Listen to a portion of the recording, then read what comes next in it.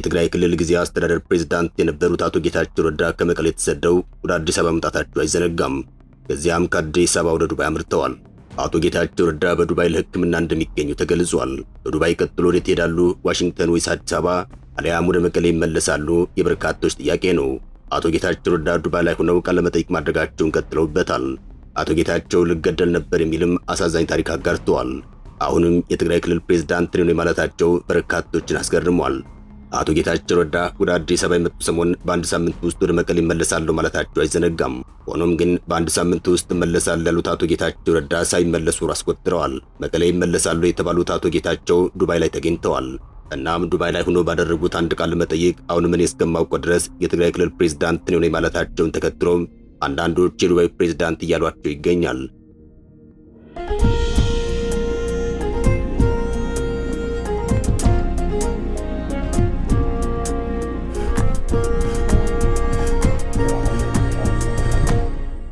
ዱባይ ሆኖ ከሰጧቸው ቃለ መጠይቆች ውስጥ በትግርኛ ያደረጉት ቃለ መጠይቅና በእንግሊዝኛ ያደረጉት ቃለ መጠይቅ ተጠቃሽ ነው። በትግርኛ ባደረጉት ቃለ መጠይቃቸው ላይ በሁለት ዓመቱ የፕሬዝዳንትነት ቆይታ ያልጠበቀውና በጣም መጥፎ ነበር ብለው የምትገልጸው አጋጣሚ አለ ተብለው በፕሮፌሰር ጌታቸው አሰፋ ተጠይቀው ነበር። የአቶ ጌታቸው ረዳ ምላሽ እንዲህ የሚል ነበር።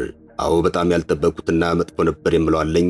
እኔን እስከ ማስወገድ ድረስ ፍላጎት እንደነበራችሁ አላውቅም ነበር። መጨረሻ ላይ ግን ወደ አዲስ አበባ ለመሄድ ወደ ኤርፖርት ሳመራ እኔን አግቶ ለማስቀረት ሙከራ አደረጉ። ለማገት መሞከራችሁ አይደለም እኔን ያበሳጨኝ። እኔ የተበሳጨሁት ሊገሉኝ አቅደው እንደነበር ያወቁኝ ጊዜ ነው ሲሉ ተደምጠዋል።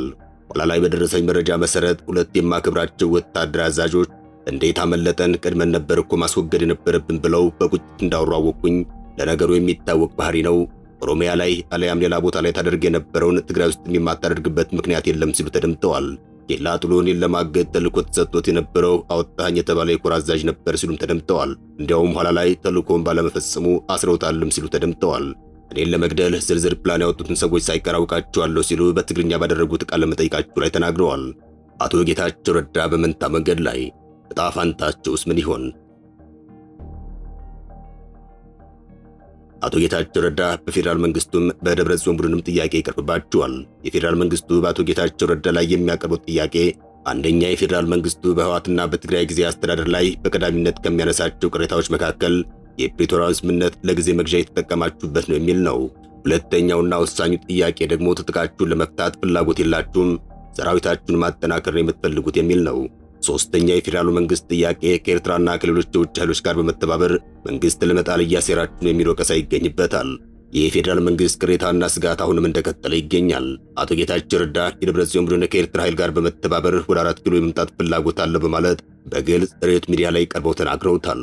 አቶ ጌታቸው ረዳ ከስልጣናቸው እንዲነሱ ምክንያት የሆነው የኤርትራ መንግስት እንደሆነም ታውቋል። የኤርትራ መንግስት የአቶ ጌታቸው ረዳ አለያም የጊዜ አስተዳደሩ መንግስት እንዲፈርስ በቅድሚያ ለደብረጽዮን ቡድን ጥያቄ አቅርቦ እንደነበርም ተነግሯል።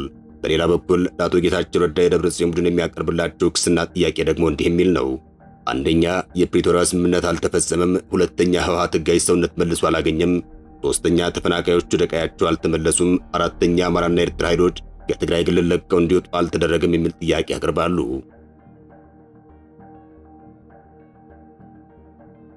አቶ ጌታቸው ረዳ የደብረጽዮን ቡድን የሚጠይቃቸው እነዚህን ጥያቄዎች እሳቸውም ለፌዴራል መንግስት በዝርዝር ማቅረባቸውን በተደጋጋሚ የገለጹት ጉዳይ ነው።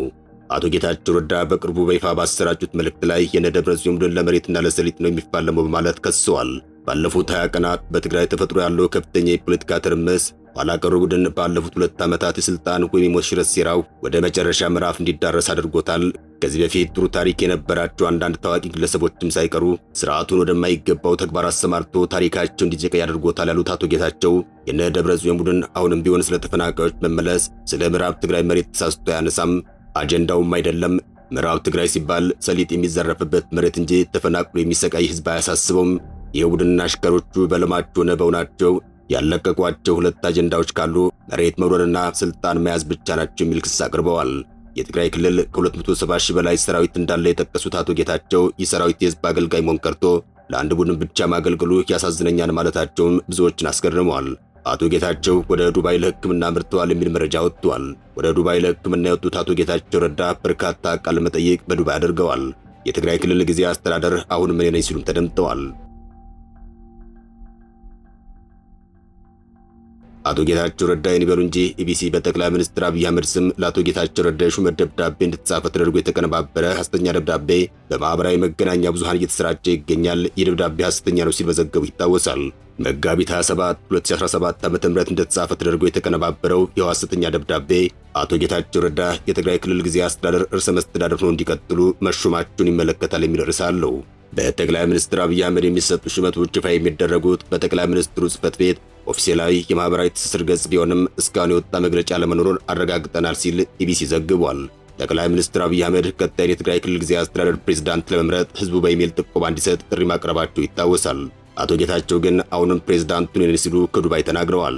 አቶ ጌታቸው ረዳ የትግራይ ክልል ጊዜያዊ አስተዳደር ርዕሰ መስተዳድር ሆነው የተሾሙት መጋቢት 14 2015 ነበር። የፌዴሬሽን ምክር ቤት በሕገ መንግሥቱ አንቀጽ 62 ንዑስ አንቀጽ 9 እንዲሁም በአዋጅ ቁጥር 359/1995 አንቀጽ 14 ንዑስ አንቀጽ 2 ለመሰረት የትግራይ ክልል ጊዜያዊ አስተዳደር እንዲቋቋም ባስተላለፈው ውሳኔ መሰረት እንዲሁም በፌዴራሉ መንግስትና በህወሓት መካከል ዘላቂ ሰላምን ለማስፈንና ግጭትን ለማስቆም በፕሪቶሪያው የደቡብ አፍሪካ በተደረገው የሰላም ስምምነት አንቀጽ 10 መሰረት አካታች ጊዜያዊ አስተዳደር ማቋቋም በማስፈለጉ ነበር አቶ ጌታቸው ረዳ ፕሬዝዳንት ነው በጠቅላይ ሚኒስትር አብይ የተሾሙት። የሚኒስትሮች ምክር ቤት መጋቢት 9 ቀን 2015 ዓ.ም ባካሄደው መደበኛ ስብሰባው የትግራይ ክልል አካታች ጊዜያዊ አስተዳደር ደንብ ካጸደቀ በኋላ በዚሁ ደንብ አንቀጽ 3 ንዑስ አንቀጽ 2 መሰረት የፌዴራል ጠቅላይ ሚኒስትር አብይ አህመድ አቶ ጌታቸው ረዳን የትግራይ ክልል ጊዜያዊ አስተዳደር ርዕሰ መስተዳድር አድርገው መሾማቸው ይታወሳል። አቶ ጌታቸው ረዳ በክልሉ የሚንቀሳቀሱ የተለያዩ የፖለቲካ ኃይሎችን ውክልና የሚያረጋግጥ ብሎም አካታቸውን አስተዳደር በማዋቀር የክልሉን አስፈጻሚ አካል መምራትና የማስተባበር ኃላፊነት ተጥሎባቸው ቆይቷል። የሁለት ዓመታት የስልጣን ቆይታ በኋላ ግን ከስልጣናቸው የተነሱ መስሏል። ምንም እንኳን እሳቸውን ከስልጣን አልተነሳም በማለት ቢያስተባበሉም ቅሉ አቶ ጌታቸው በዱባይ ካደረጓቸው ቃለ መጠይቆች መካከል የተወሰኑትን አንኳር ሐሳቦች እናካፍላችሁና ዝግጅታችንን እንቋጭ። አቶ ጌታቸው ረዳ በዱባይ ከብሪጅስቶን ኤጀንሲ ድረገጽ ጋር ሰፋ ያለ ቃለ መጠይቅ አድርገዋል። በዚሁ ቃለ ምልልሳቸውም የትግራይ ጊዜያዊ አስተዳደር ፕሬዝዳንትነታቸው እንዳበቃ ማረጋገጫ የሚመስል ምላሽ ሰጥተዋል። ለፖለቲኮና ሲኤንኤን ከሚጽፈው ጂም ስቴማን ጋርም ባደረጉት ቃለ ምልልስ የትግራይ መሪነቱ እንዳበቃ የተረዱት መቼ ነው ተብሎ የተጠየቁት አቶ ጌታቸው የህወሓት የትጥቅ ትግል አባል አለመሆኔ ከክልሉ አመራርነት ለመገለል ምክንያት ነው ሲሉ ከሰዋል። ጌታቸው ከአንድ ዓመት በላይ የህወሓት መሪዎች ራሳቸውን ስልጣን ለማደላደል ሲሰሩ ነበር። በዚህ ምክንያት በፕሪቶሪያ ስምምነትና በትግራይ ጊዜያዊ አስተዳደር ላይ ሴራ ሲሸርቡ ነበር ሲሉ ተደምጠዋል። ከህወሓት አምስቱ ቁንጮ ሰዎች መካከል እኔ የትጥቅ ትግል አባል አልነበርኩም፣ በዚህ ምክንያት ከኔ ጋር ተባብረው አይሰሩም የሚል ስጋት ነበር ሲሉ አስረድተዋል።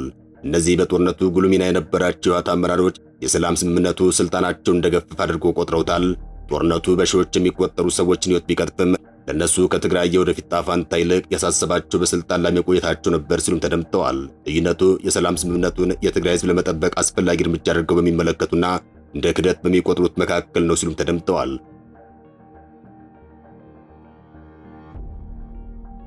ጋዜጠኛው ቀጥሎም እርስዎን ያባረሩት የህወሓት አንጃዎች ከትግራይ ህዝብ ይልቅ የፌዴራል መንግስቱ ያስቀድማሉ በሚል ክስ ያቀርብበውታል።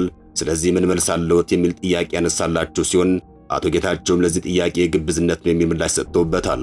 እሳቸው ከጠቅላይ ሚኒስትሩ ጋር በተደጋጋሚ በስልክ እንደተነጋገሩበት ሁሉ እነ ዶክተር ደብረጽዮንም በተደጋጋሚ ሲገናኙ መቆየታቸውን አንስተዋል። አቶ ጌታቸው ረዳ ገለጻቸውን በመቀጠል እኔ የህወሓትን አመራር የተቀላቀልኩት በፌዴራል መንግስቱ ስልጣን ላይ በነበርንበት ወቅት ነው ሲሉ ተደምጠዋል። በህወሓት አስተሳሰብ መሰረት ጠንካራ የክልል መንግስት የሚኖረው ሁሌም በአዲስ አበባ ባለው መንግስት ስር ሲወድቅ ነው።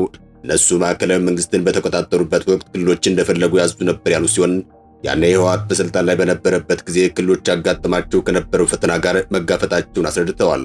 ጨምረውም አንዳንድ የህወሓት አመራሮች አሁንም መልሰን አዲስ አበባ እንቆጣጠራለን የሚል ህልም አላቸው፣ ከእውነታ ጋር የማይጣጣሙ ናቸው ብለዋል። ነገሮች በዚህ ከቀጠሉ የመገንጠል ንቅናቄም ሊያመጡ ይችላሉም ብለዋል።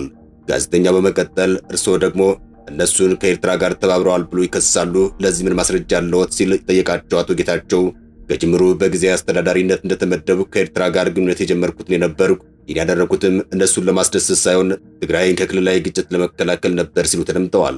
ጠቅላይ ሚኒስትር አብይ አህመድ ስለ ቀይ ባህር ጉዳይ የተናገሩት ነገር ፕሬዝዳንት ኢሳያስ አፈወርቂን አስደንግጧቸው ነበር። አብይ የትግራይ ኃይሎችን ትጥቅ እንዳይፈቱ ያደረገው በእነዚህ ኃይሎች ተጠቅሞ ኤርትራን ሊመታ በማሰብ ነው የሚል እምነት ኢሳያስ ነበራቸው ሲሉ ተደምጠዋል። እናም ትግራይ የማንም መጠቀሚያ እንደማትሆን ማረጋገጥ ነበረብኝ። የኤርትራ መንግስት ግን የራሱ አጀንዳ ነበረው። ያቆረፉ የህወሓት አንጃዎችን ተጠቅሞ የኢትዮጵያ መንግስት የማዳከም አጀንዳ ሲሆን ይህ ደግሞ በምንም መልኩ ተቀባይነት የለውም ሲሉ ተደምጠዋል። አበቃን። መልካም ጊዜ ተመኘን።